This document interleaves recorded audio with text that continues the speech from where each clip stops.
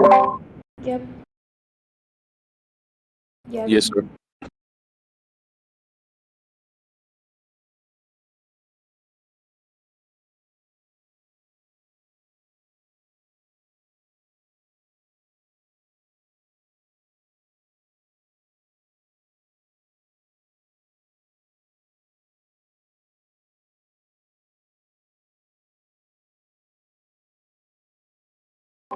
Yep.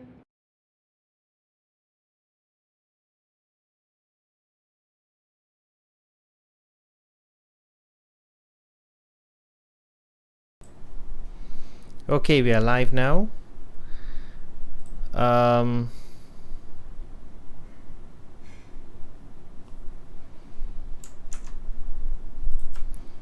okay, so today's topic, gonna make it, try not to make it as long because we need to have some discussions. So just want to touch on, because for your further exercises and your further journaling and some noting in your e-portfolio, your individual journey, okay, in discovering aspects of the gameplay. Yeah. So there's something that you got to think about when you are thinking about your game idea.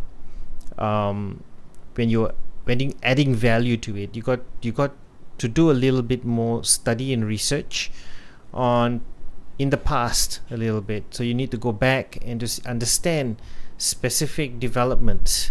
But there's a lot of developments, but there's specific developments. But one of the things that revolutionized game is three-dimensionality. Yeah. Ever since the early 1990s, there's a lot of debate going on the value of 3D games, particularly how games affect individuals, but especially in action games. Yeah. Let me just. Yeah. Sorry. Particularly action games. So action games, for example, Grand Theft Auto, San Andreas, or I think the early one by ID Software is the first person, Wolfenstein 3D, those sort of things, and the incorporation of blood splatters in games. But not just that, giving the immersive feeling that you are in the environment doing some damage. So there's a lot of cause and effect relationship between the media violence and real violence, because there are copycat violence, based on games, even violence on television. It's nothing new. So, but contemporary research is not often interested in particular context for media use. It's not about that. But it basically looks for the positive effects. Nowadays, you notice a lot of the articles, a lot of media do talk about a lot of the positive effects, but you cannot take for granted of the deeper effects that 3D games have to the individual. So it always continues. Now, technology. Now, it is all about the advances of audiovisual technology. Today, you can see that it's quite evident. Now, contemporary digital games require real-time three-dimensional image synthesis. Now, what affects the person is the sense of realism. Yeah. With the increase of available memory and computing power, for example, when the polygons become a lot more refined, all based on computing and processing power of computers. So from 8-bit gaming technology was replaced by 16-bit, then 32-bit, then 64, then 128-bit systems.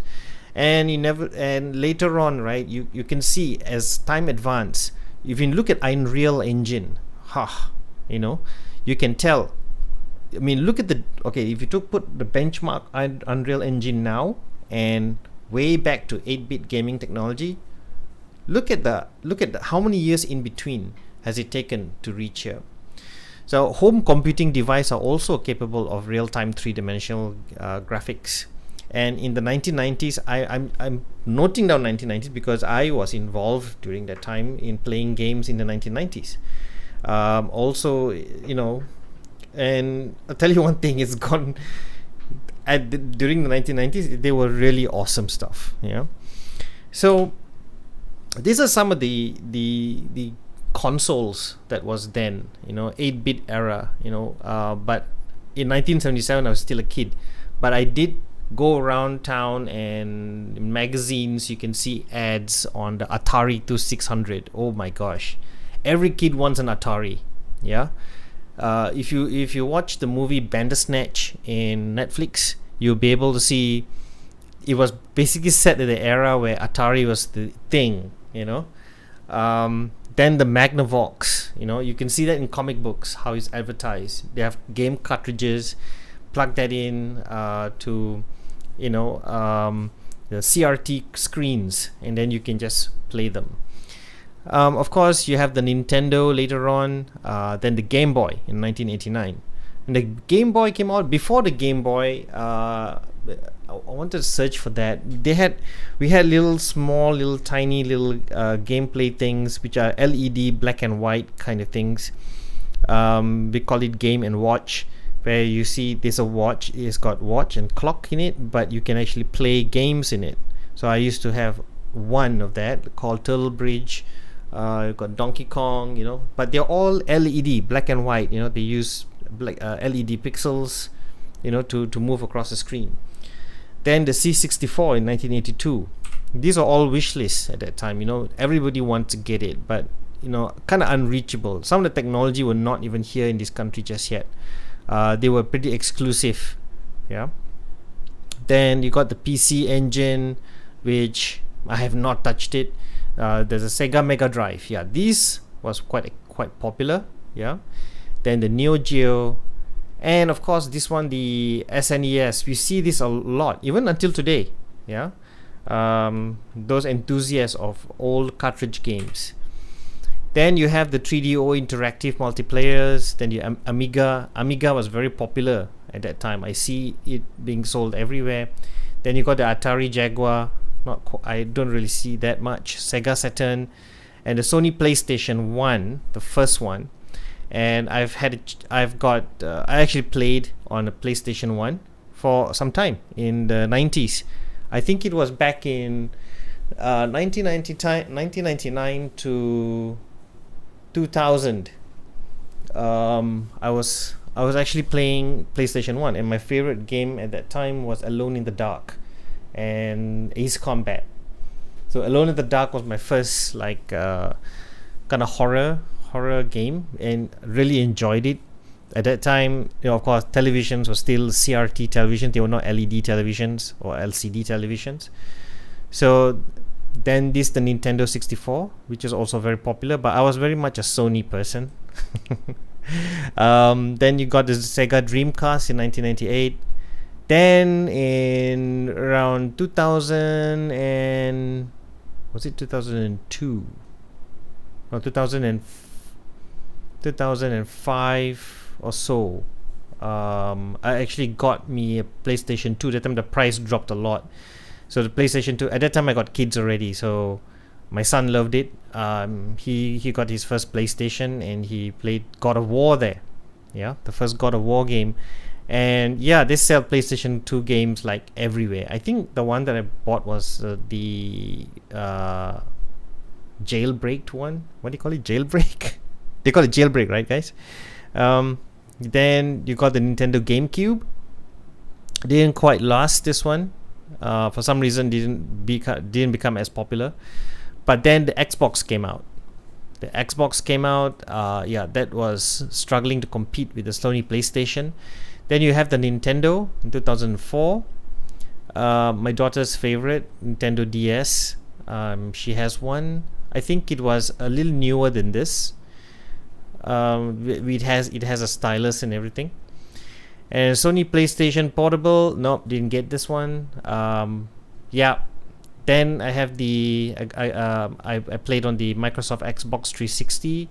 This was pretty excellent. I think it had quite a range of what I liked. It had good game library. Then Sony PlayStation 3. Yep. So I do have a model, one version of this, a bit later than the one you're seeing here. So I got that one in around 2009 or so, I think around there. And wow, that was the first time I used the PlayStation Move, because that it came with the Move. So played ping pong in it, did some workout with it.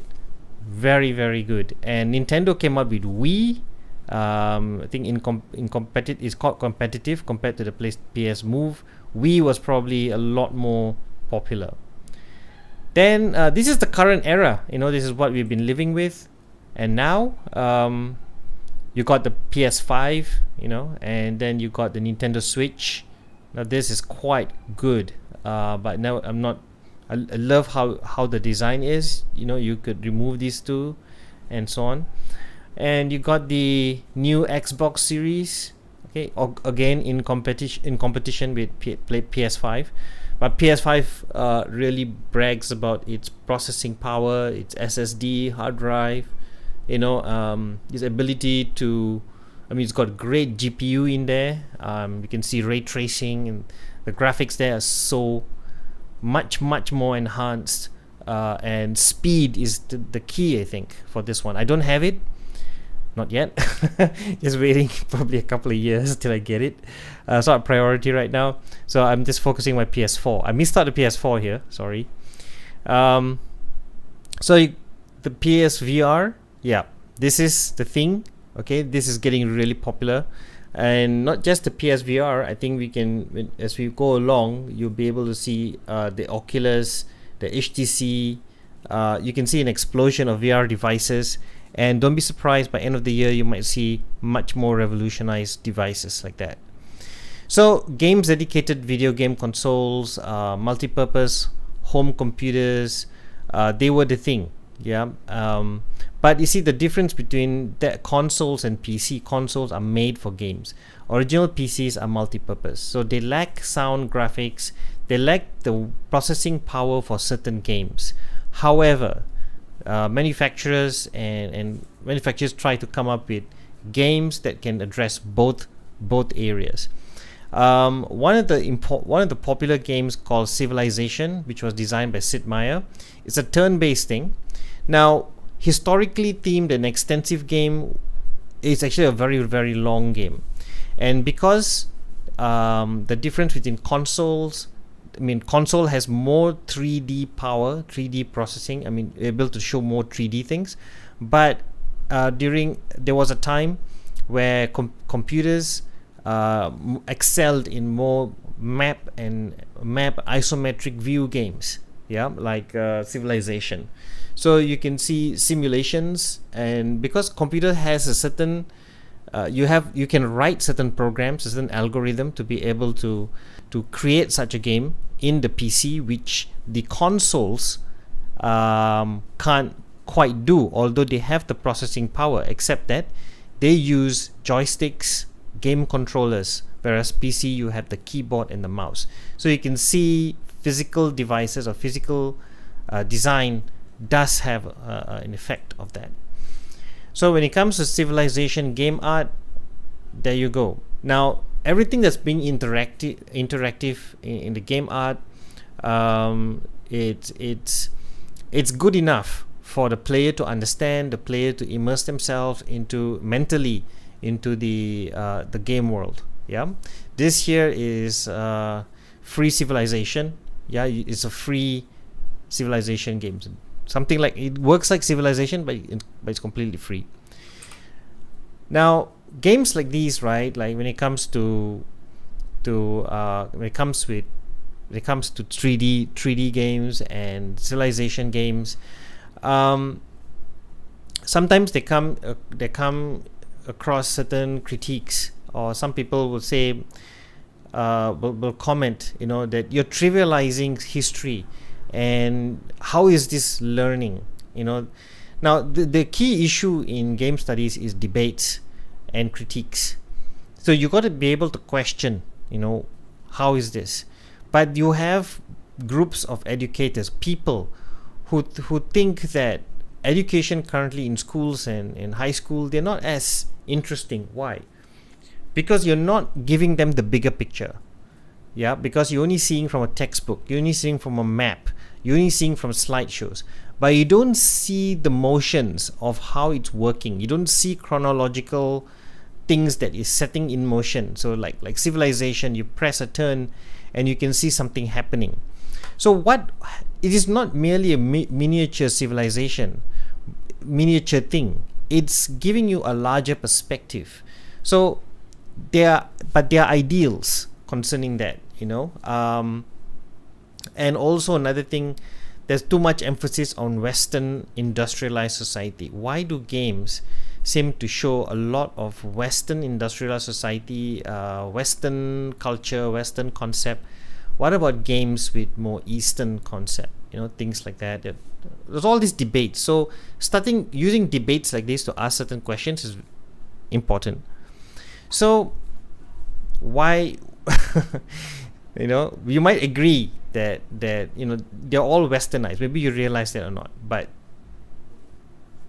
but why is it only the West who's trying to understand the East? Like, Sid Meier, you see Civilization game, they come up with DLCs called Indonesia, India, they have different factions like that.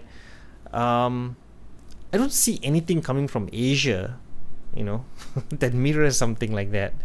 But anyway, what about the three-dimensional action? Now, how is that?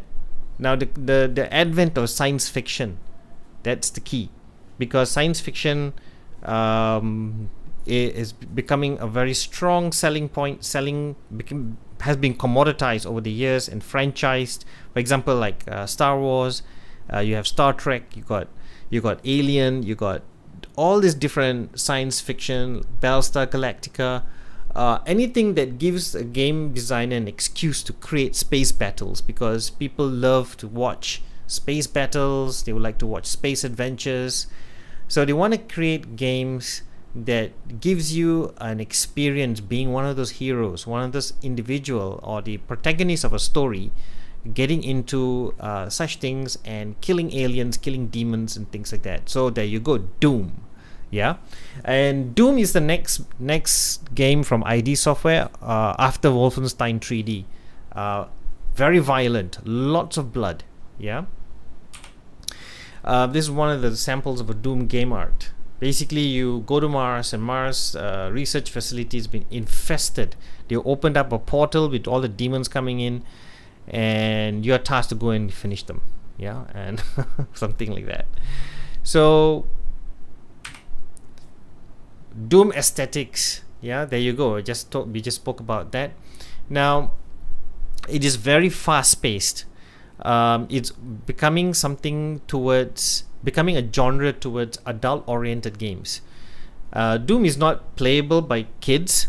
Kids don't play Doom. I mean, well, then again, we can't have a full control over that.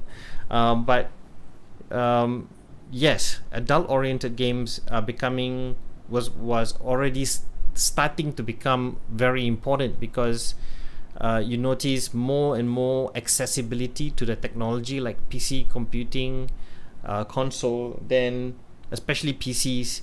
So the more likely adults are getting into the gaming culture. Yeah, so this became the popular culture of that time in the 90s and so on. Then again, the advent of science fiction like Terminators and things like that introduce adversaries which are relatable, because science fiction and storytelling are very much relatable to the current situation or current issues of that time.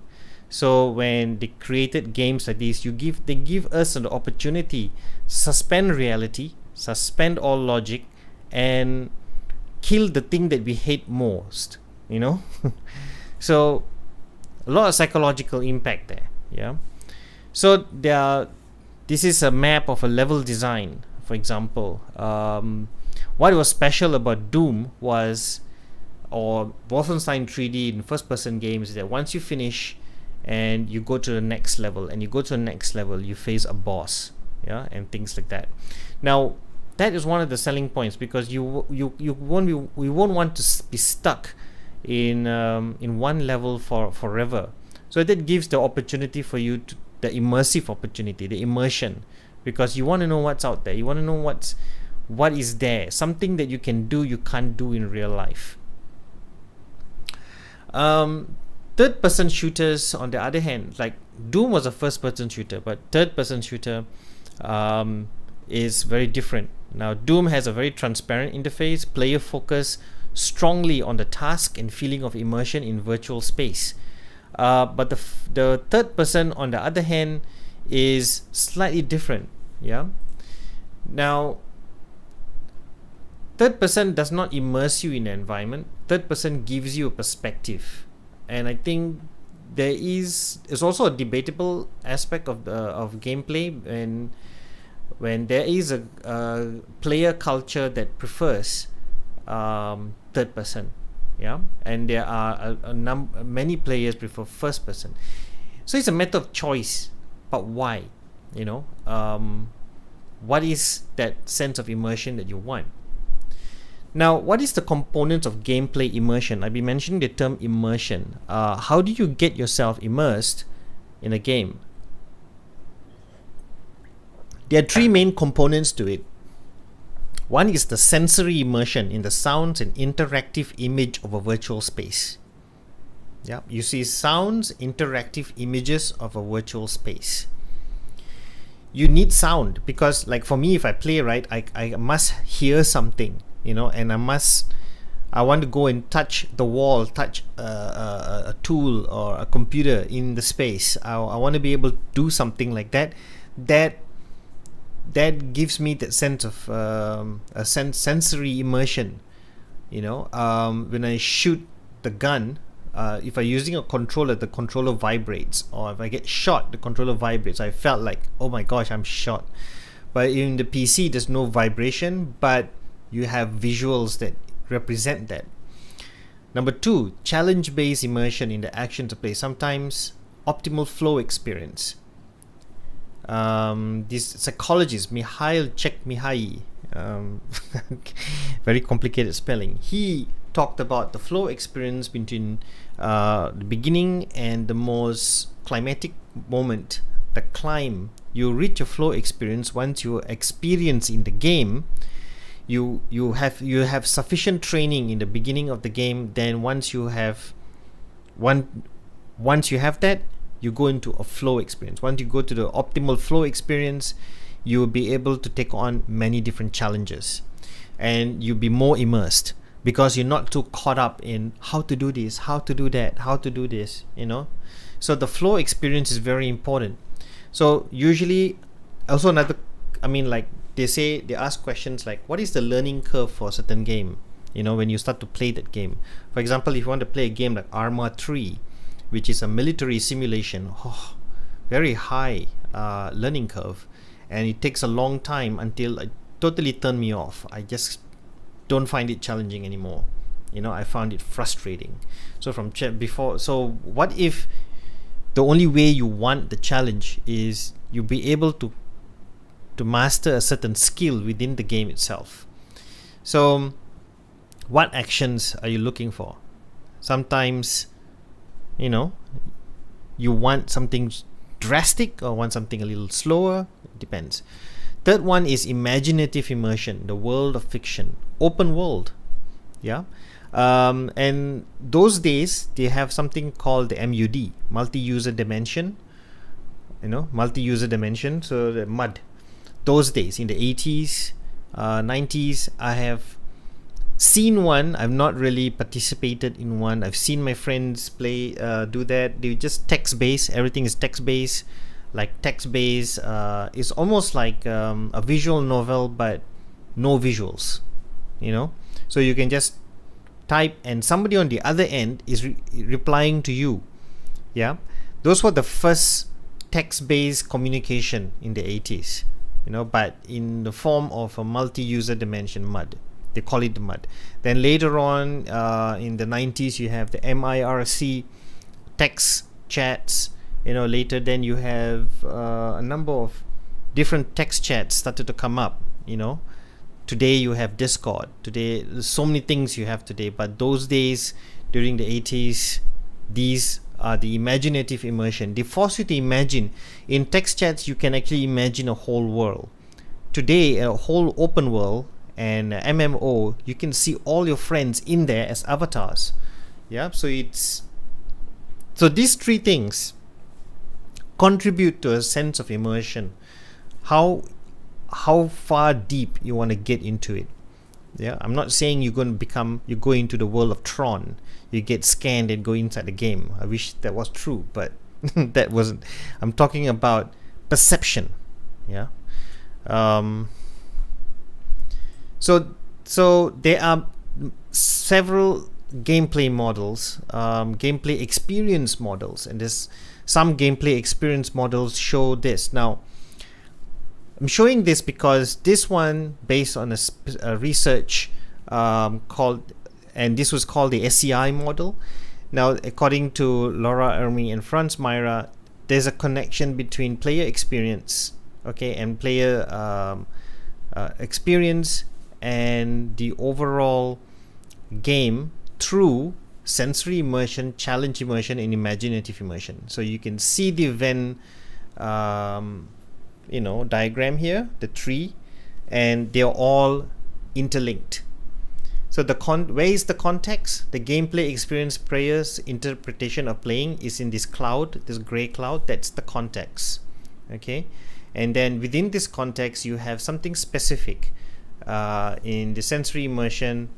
What's happening here in these three circles within the whole context of this world or the game itself? Yeah. And of course, what makes the game is the game structure. So the structure is rules, story, space, audio, visual, and the interface. That is the structure of the game, like the engine. Okay, but the engine will drive this. The engine will create this cloud called the game world, and in this game world, you'll go through the sensory immersion, challenge, imaginative, and then what the player get out of it is what? Meaning. Okay, motivation, motorics means action. Okay, what do you do physically? Cognitions, mentally, and emotion. Yeah. So what kind of emotional thing that the player will get? What thoughts? Cognitions means what thoughts that the player will get, and what action the player will feel. If I'm playing, if I have to use VR, obviously I'll be moving about. Yeah, for moving my hands. If I'm using PlayStation Move, I'll be moving my hands, and I'll be turning my head as well if I'm using VR, yeah, or AR. So this is interesting to study, to look at. Can be a guide for you to see whether the gameplay experience. I mean, you can adapt this model, or you can discover your model and see whether this model actually is true. Yeah, and this is based on research on many open world games. Yeah, lots of observation, and they observe many players to come up with this. Yeah, then this is what they discovered. Now, influences on game cultures. Yeah. Now, game cultures, like I said, if you want to identify cultures, it's not just about ethnic culture. You're talking about gameplay culture. What type of gameplay?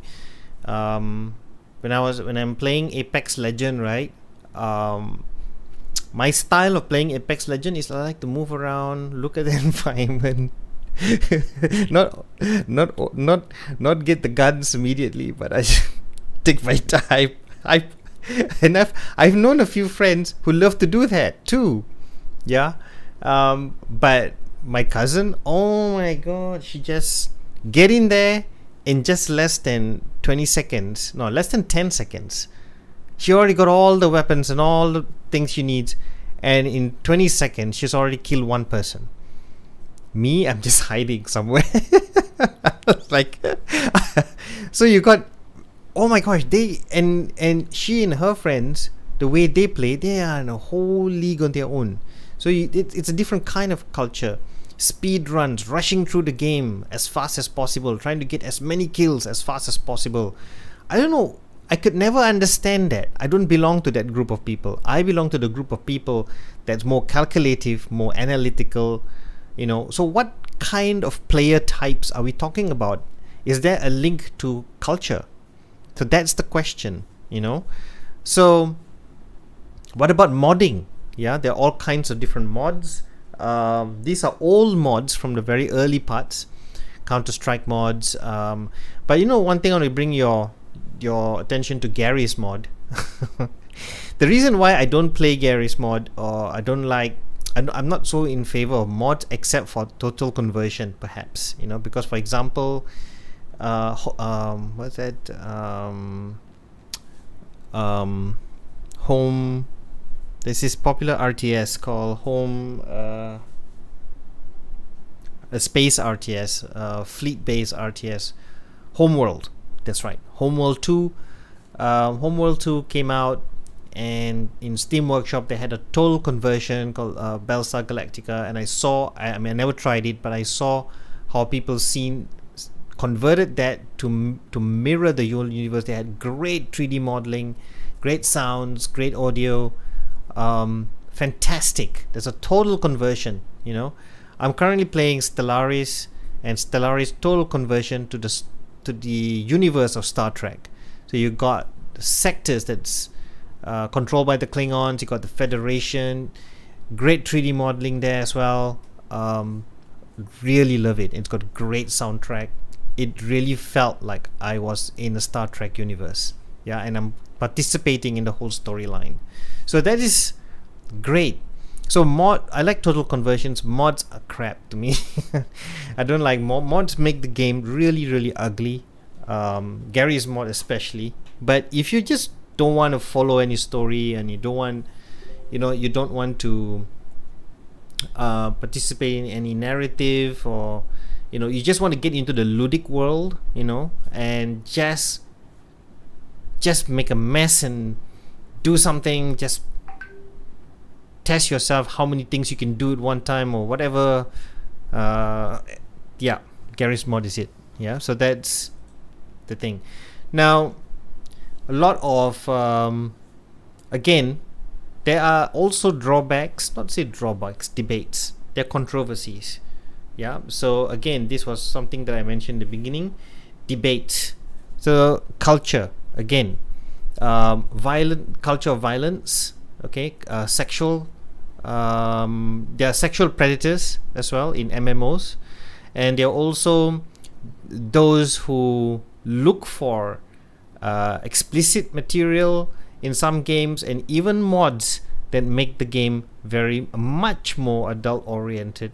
So these are also some of the points you can discuss, like why is this happening, and are games opening doors to different subcultures and subgenres?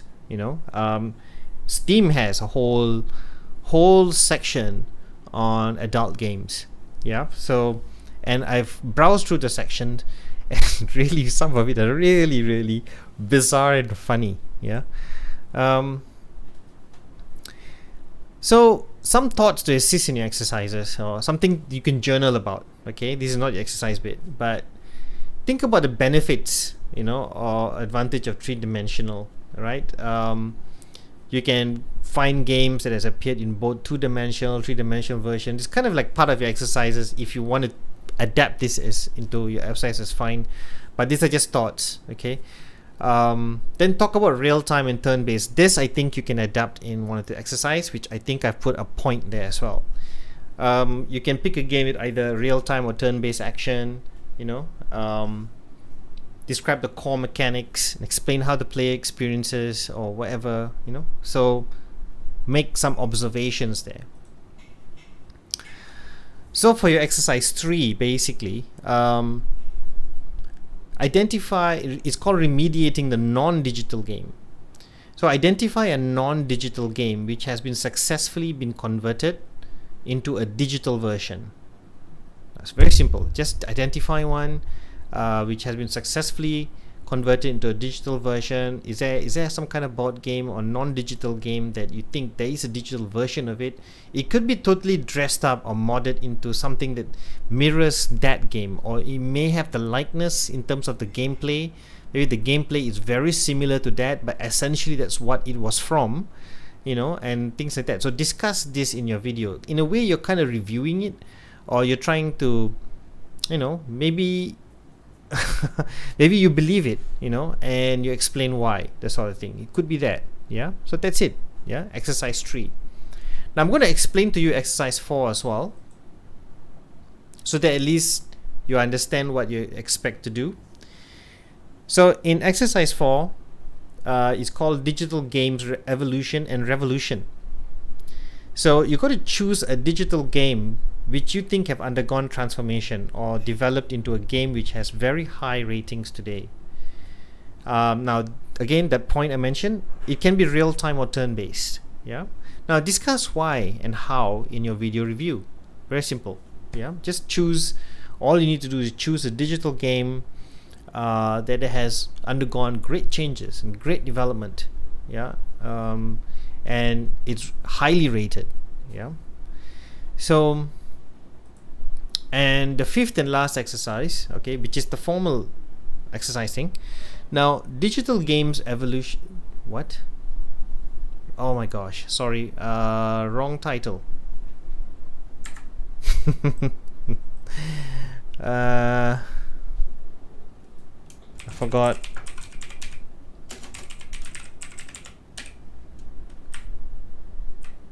The title is Games in Extended Realities. Okay. So games in extended realities, well, the age of extended realities is here and is changing our digital experience. So review a game which has VR or mixed reality support. VR means virtual reality. MR is mixed reality support. Do you think games in VR or MR is here to stay? Discuss this in your video review. Now, discuss it. You got to view gameplay experience as a construct. Okay, let me go back to that.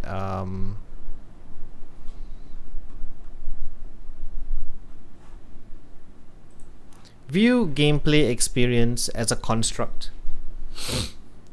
I would expect to see something like this in your e-portfolio. Yeah. Because especially when you're working on your prototypes, obviously it's going to go through several changes. You would need a framework. You need to frame your whole process, okay, and what it's going to involve. So your game has a structure, rules, story, space.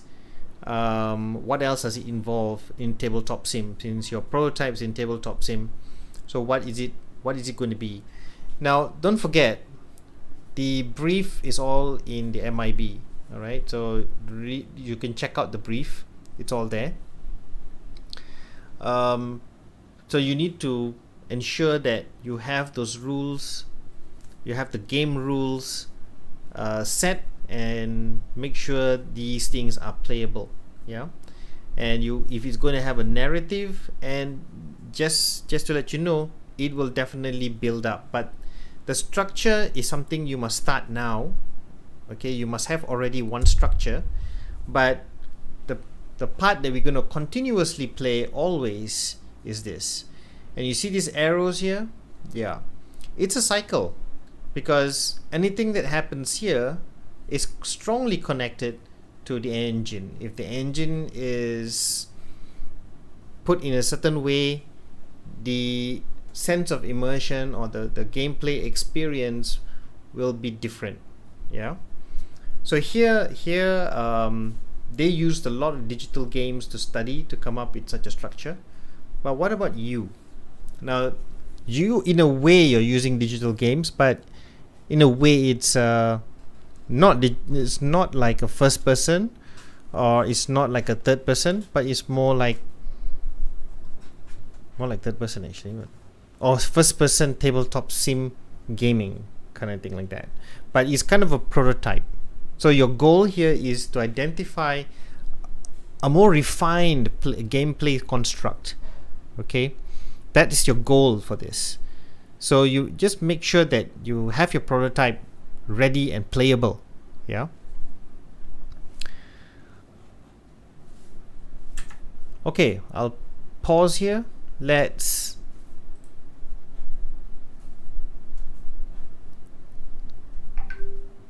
see if you have any questions. Guys? Any questions?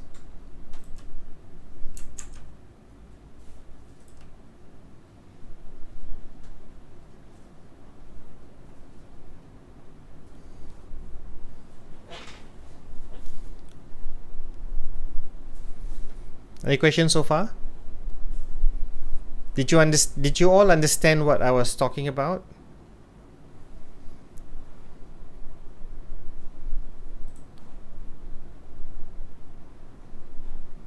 Yeah, I think I understood. Nice.